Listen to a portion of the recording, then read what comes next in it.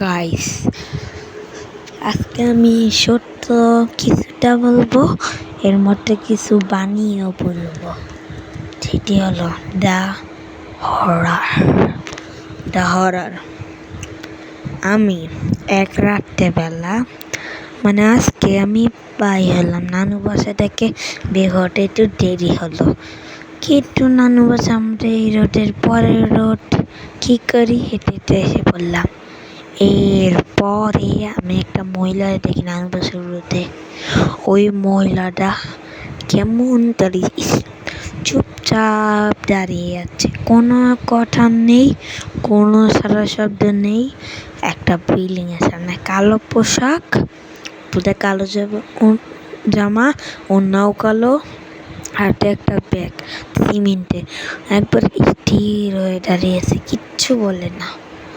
আমি ওনার দেখে কিছুই বলি নাই, সাথে সাথে ভয় পেয়েছিলাম, চলে গেলাম। এরপর আমি কিনলো দোকান থেকে কিছু জিনিস। এরপর কি করব, এরপর বাসায় আসলাম। বাসায় আসার পর কইলাম সবাই আসলো। এরপর কল নাই, মশা কামড়াইতেছে। খালামণি আর আমি বাইলাম। এর মধ্যে কিন্তু দুইটা খালামণি আছে, একটা খালামণি নিয়া এরপর দোকান থেকে কিনে আনলাম।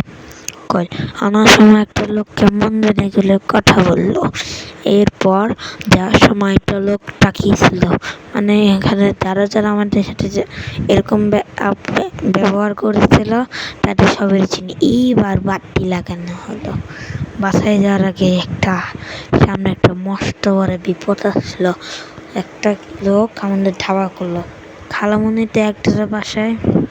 এরপর আমি কি করব, আমি এরপর এক লাঠি মাইরা লোকটারে ফেলে দিলাম। ওমা, লোকটা তো পড়তে আবার বাইসে উঠলো। আমি এমন জোরে একটা চিল্লে দৌড় দিলাম। আচ্ছা, কিলো রাস্তা থেকে দৌড়ায় আসছে, ততক্ষণে দেরি হয়ে গেল। এরপর আমি চুপ করে গেছি, সব মানুষ বাই হইয়া মোবাইলের লাইট চালাইয়া সব জায়গাটা করে আমরা পেলো কেটে মনটা কাঁপতেছি। তারানাগুলো পর্যন্ত ভয় পেয়েছিল। এরপর তারানাকে চাকরি ছেড়ে দিল। এরপর আমি কি করলাম, কয়দিন পরে তো আমাদের ফ্লাইট, কাঁপতে থাকতাম। আর আয়নের তো দিন হওয়াতেই চলে গেল। আর আমরা কি করবো, বাসায় থাকবো সব মাল কম দামে দিয়া। এরপর কি, আমি নানু বাসায় থাকা শুরু করছি। নানু বাসা সব কিছু কারণ নানু বাসা অনেক মানুষ থাকে। এরপরে আর কি, এবারই শেষ। Bye bye guys, like and subscribe না করলে আমি কিন্তু খুব কান্না করবো। বাই বাই, গিয়া খতম। বাই বাই, গিয়া খতম, গিয়া।